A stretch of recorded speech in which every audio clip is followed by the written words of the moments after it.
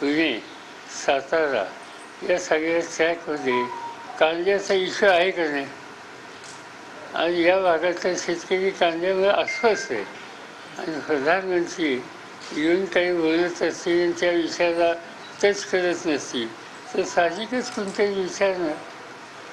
नाशिकमध्ये हे काय पहिल्यांदा घडले नाही. मला आठवतं आहे की नाशिकमध्ये राजकीय नेत्यांच्या सभेत लोकांनी कांदे फेकले होते याच नाशिकमध्ये. त्यामुळे लोक इथं जागरूक आहेत आणि त्यांचा इश्यू जेन्युइन आहे. कांदा भाजपचा वांदा करेल असं आपल्याला वाटतं.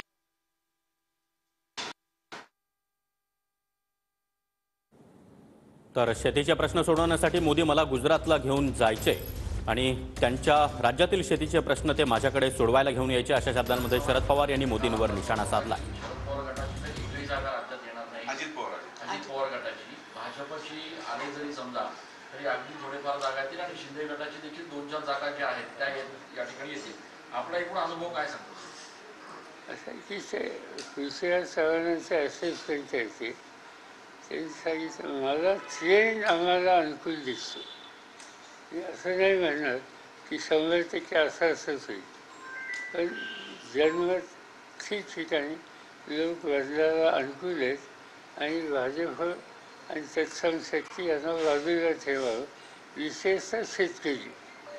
साहेब, काल मोदींची मुंबईमध्ये रोड शो झाला. मुंबईचा प्रचंड ट्रॅफिक जाम झालं. मुंबईकरांनी नाराजी देखील व्यक्त केलेली आहे, अशा प्रतिक्रिया देखील दिलेल्या होत्या. असं आहे की खरं म्हणजे ते मुंबईसारख्या शहरामध्ये रोड शो वगैरे अरेंज करणं हे काही शांतपणाचं लक्षण नाही. लोकांना तासनतास थांबावं लागतं. ट्रॅफिक कंजेशन भयंकर होत असतं आणि त्यांनी घेतला कुठं कार्यक्रम, त्यांनी जो कार्यक्रम ज्या एरियात घेतला तो इसेन्शियली गुजराती एरिया आहे. मला काही समजत नाही. त्यांना करायचं असेल तर मुंबईमध्ये मोठे रस्ते असलेला भाग होता, पण त्यांचं कॉन्सन्ट्रेशन एका वर्गाकडे होतं आणि त्याच्या लोकांना त्रास झाला, लोकांच्या तक्रारी आल्या. 4 जून नंतर शरद पवार गट आणि ठाकरे गट फुटतील असा दावा मोहित कंबोज यांनी केला. मोहित कंबोज काल उद्धव ठाकरेंची सभा नाशिकमध्ये झाली, त्याच्यात ते असं म्हणते की निवडणुकांनंतर आपण जे म्हणला होता की छोटे पक्ष प्रादेशिक पक्ष काँग्रेसमध्ये विलीन होतील, त्यांचं म्हणणं आहे की आम्ही इतक्या वर्षात भाजपच जर गेलो नाही तर काँग्रेसमध्ये कसे जाऊ शकतो? म्हणजे काही शिवसेनेमध्ये म्हणजे शिवसेना हा काही छोटा पक्ष नाही आहे. आज विरोधी जी शक्ती आहे महाराष्ट्राच्या विधानसभेत त्याच्यात 1 नंबरच्या जागा त्यांच्या आहेत. कालची जी निवडणूक झाली 5 वर्षापूर्वी त्यांचे 58 लोक होते, आमचे 54 आमचे 52 होते आणि काँग्रेसचे 48 45. त्यामुळे हा काही